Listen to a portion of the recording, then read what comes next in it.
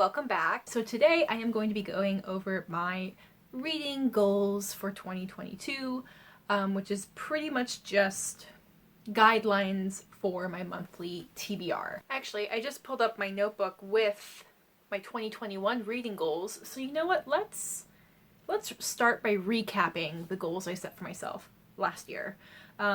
So my goals were to read 100 books. I had just kind of thrown that number out there and I blew past that. Easy. I had a goal of read 2 books of diversity / awareness of a marginalized group a month. I didn't want to make it too specific. That's something that's kind of carried over into this month. Basically making sure I was reading at least 2 books a month that were representing a life perspective very different than my own, and I haven't gone through and actually check that off for every month, but just given my reading tastes, that was also going to be a very achievable goal. My goal was to read 50% of my current physical TBR as of January 21st in 2021, and I did so all except 1 book, which is the collected poems of Pablo Neruda. I do want to give them one more go before deciding whether or not I'm going to declutter them. I'm just not a big poetry reader, and I feel like his stuff is actually kind of advanced poetry. I have no cultural reference for what inspires his work, and therefore it's very hard for me to feel any kind of connection to what he's saying. Anyway, this is not a video about what's on my TBR. I had a goal of making sure I was reading 10 non-Global North authors. Achieved that. A goal to read 10 translated works, which I think I just squeaked by doing that at the end of the year, mostly because I reread a translated book I had read the year before. So, great. Had a goal of creating a Storygraph account, which I did and then barely used, but now that they actually have an app, I've gone in and updated all of my, because part of my problem was I fell behind on updating things on Storygraph, and then I was just kind of intimidated about having a bunch of missing information. So I've actually gone through, and it is now as up to date of what I have read and what I am reading as my Goodreads. So hopefully, I guess that'll be a goal that I don't actually have written down, but I should add. Hi, if you're new here, I'm kind of a mess. When I don't talk from a script, I kind of ramble. So if you identify with that, hi, I see you. Anyway, made a Storygraph account. Did that. Read at least 50% from my library. I believe I did that. Film monthly wrap-ups. I did that. Read 25% nonfiction. I have the number. I don't have the numbers easily accessible because I wasn't planning on going through past goals. But the goal was to read 25%. I think I did 23% or 22%. And I think I was basically if I had read another 2 nonfiction, I would have gotten there. So, okay, I didn't meet that goal, but in the spirit of that goal, I did pretty good. My goal was to read 4 books written in Spanish, which I did. And then I had a goal of reading at least 1 amnesia read, which is kind of an ongoing TBR project of books I own, but I really don't remember anything about them. And I think on average, yeah, I read at least 12 of them, but I don't know if I actually read 1 within each month. But that's okay, because they're very much guidelines. They're not hard and fast rules, and they're kind of in the spirit of a larger goal. So, my reading goals and guidelines for 2022 are very much focused on my monthly TBRs, in the spirit of making sure I read books that I own. I forget the exact number of how I bought a lot of books last year. For me, I kind of, long story short, I got back into reading pretty much like back into the pandemic. I had kind of gone through like a 10-year dry spell of not reading nearly as much as I used to. And hey, with the pandemic, suddenly I had time to recover from burnout, number one, and then really rediscover my love of reading. And that's kind of like now the hobby that is at my forefront, and it's kind of like where a lot of my time and where a lot of my fun money goes. So for me, compared to the past, I bought a lot of books. And in order to feel okay about continuing to buy new books, I need to actually read the ones that I have. I'm gesturing down here because I have a long shelf under this window that has all these books. And I think I've got like about 50 books on here. Plus, I have that Amnesia Reads TBR that is books I've already read, but really don't remember anything about them. Those are less of a priority, but they are kind of adding to, books that I want to prioritize. And with all that, I still want to make good use of my library. All that to say, here's my guidelines for my monthly TBR. I want to pick 2 books from my existing physical TBR, from basically this shelf. I want to read 2 nonfiction a month. I'm kind of struggling with that this month, but it's okay. Again, it's a guideline. If I only read 1 nonfiction this month, maybe I read 3 next month. I want to pick 1 amnesia read. I want to try to read 1 translated book a month, so reading 12 over the course of the year instead of the 10. That was my goal last year. I want to pick 1 owned ebook or audiobook. I don't have a lot. That's not too much of a lengthy list, but I definitely have like some, ebooks I've won in Goodreads giveaways that I never got around to reading. And since they're kind of, the expectation is that you read them and leave a review for them, I want to actually not let them sit there forever and never read them, because I was interested in them. I want to at least give them a try. And also, part of this goal is I really struggle with out of sight, out of mind. I think about the books that I can see, but I don't think about the ebooks that I own. And then I never read them, even though I've got quite a few books on there that, if I didn't have an ebook, I would probably have bought a used copy from a used bookstore at some point. But because I don't see them, I kind of forget that I have them and forget that I want to read them. And, I am someone who I think a lot about like consumerism and capitalism and like owning, trying not to own so much stuff that I'm overwhelmed. So I know that a lot of people are like, ebooks are great for that. But because I can't see them the way I see a physical book, then I don't read them. My solution right now is I mostly buy used books. Anyway, my hope is that whole rambling bit comes back to my hope is if I try to pick, an ebook or an audiobook for my monthly TBR, that'll kind of help me be more aware of ebooks, and then maybe I will feel better about buying ebook copies of things instead of always wanting to find a physical copy. Again, I have the goal of trying to read 4 books written in Spanish a year. My reading level is kind of like lower YA. So like last year I read Holes. I read A Wrinkle in Time. That one was actually kind of challenging. I read The Secret Garden. And I read The Lion, the Witch, and the Wardrobe, which is probably more like, like advanced middle grade and then like lower YA. I mean, Secret Garden's definitely middle grade, but like Holes and A Wrinkle in Time, I think I would put them more like at YA, especially like thematically.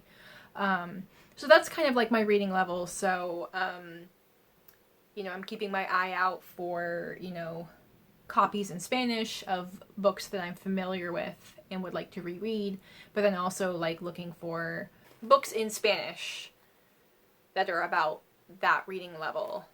I guess like when I search around, I do find like original works in Spanish, but it's also really hard for me to find a premise that I'm also actually interested in. I don't know. If you've got suggestions, I would love to hear them. I do follow a couple of, like Bookstagram Mexico and like, reading in Spanish tags on Instagram just to try and get a couple of like Spanish language books popping up on my feed, and maybe I'll find something interesting that way. Anyway. Alright, so I listed all of these guidelines.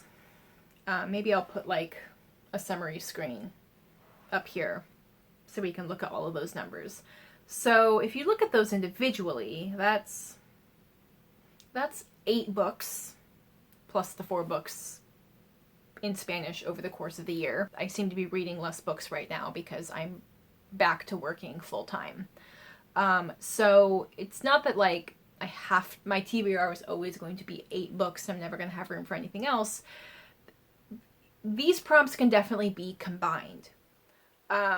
So in reality, this kind of turns out to only be, between like 3 and 5 books, depending on what I pick. So, for example, a book I hopefully will get to before the end of this month is The Cardinal's Blades. This is from my 2021 TBR. This is also a translated book. So this fills out both of those prompts with one book. I was thinking of making a separate video about this, but I think what I've talked about will be short enough, and then this next part will also be short enough. I'll put it in one video.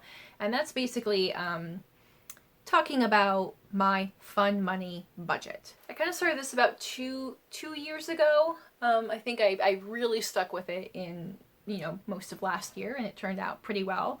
So I've given myself a budget to spend on whatever. And mostly when this budget started, I was mostly spending it on like nail polish and makeup, and I do still occasionally indulge in those hobbies, but really I'm a kind of like, I'm good with what I have. And now my, hobby that invites me to spend money right now is books, is the buying of books, which is, I like the little conversation of like, the thing is like, being a book lover is actually like several hobbies. It is the buying of books and the collecting and keeping of books, and then the actual reading of books.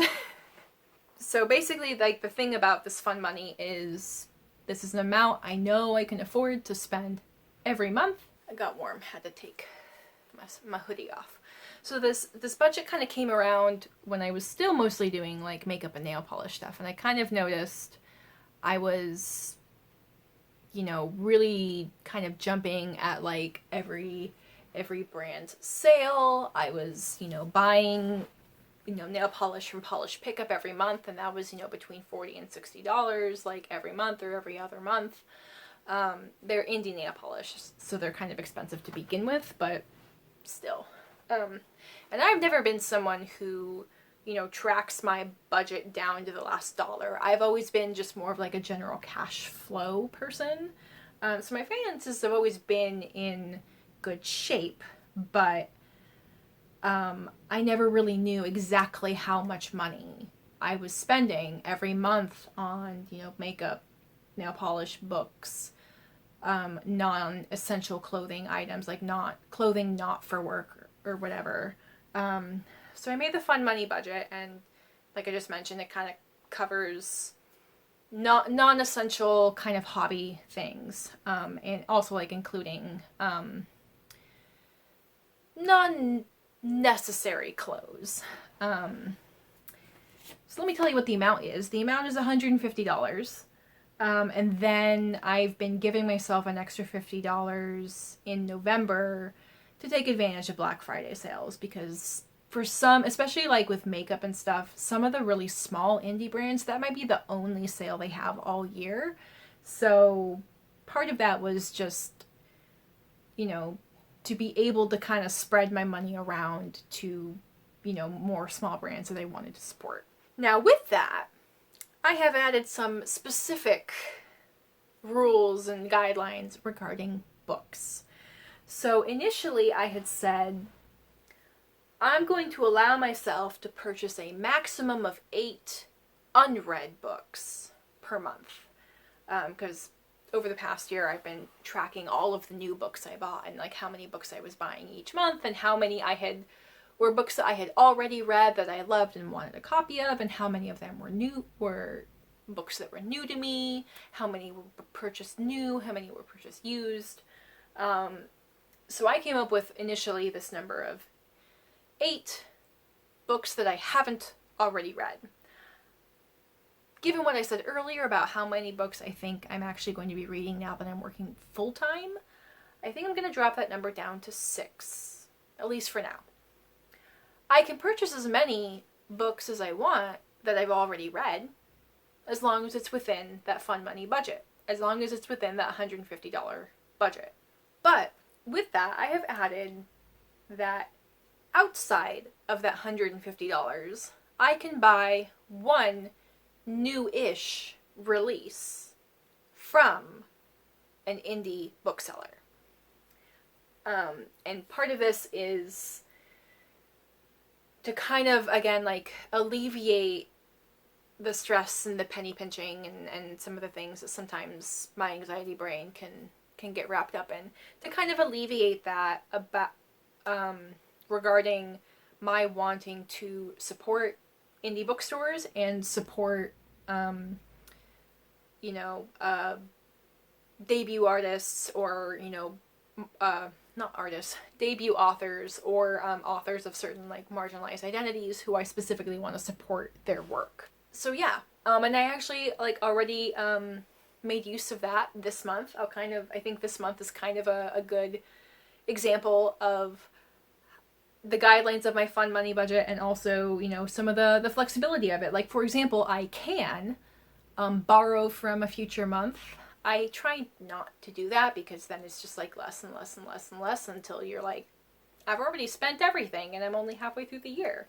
But I can also like roll money over if I don't spend everything.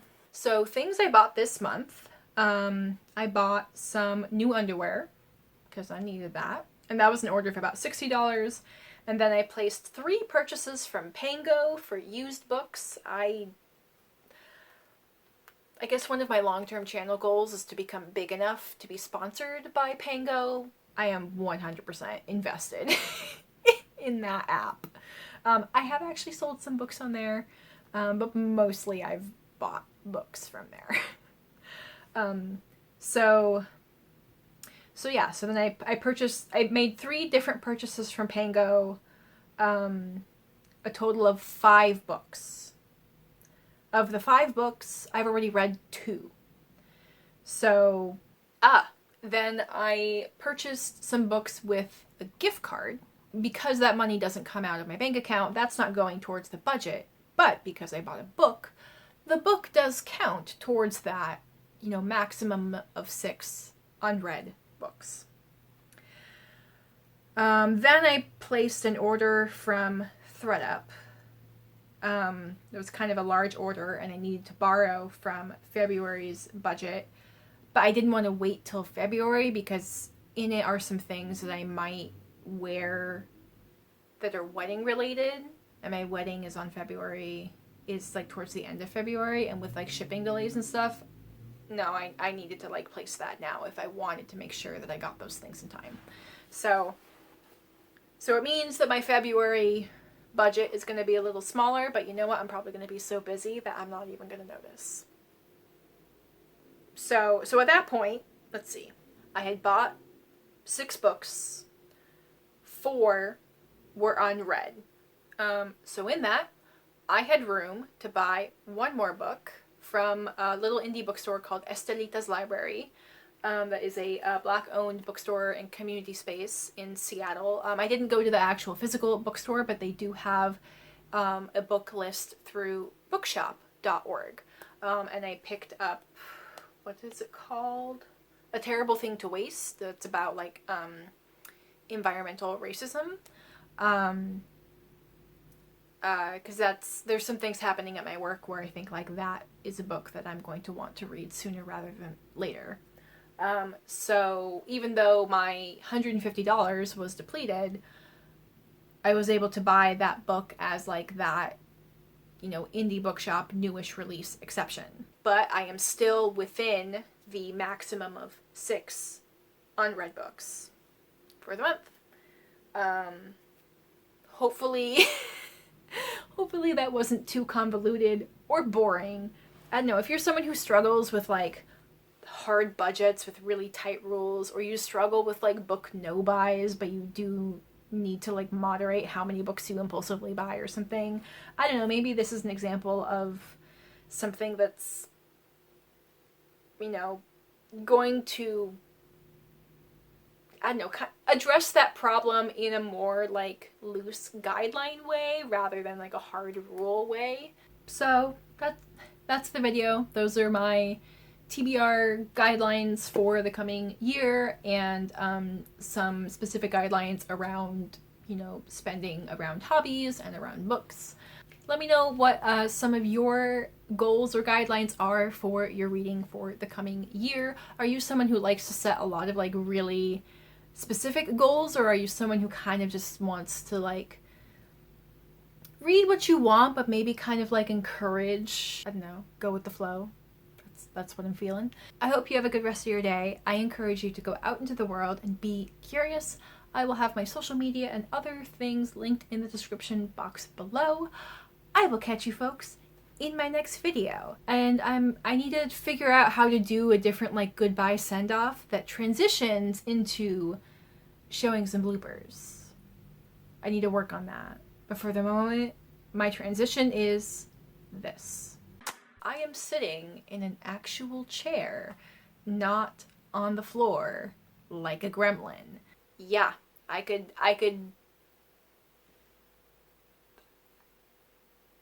yeah. I don't know why I'm doing like islands in the stream kind of. I don't know why I'm doing this very like hula motion or something. Okay.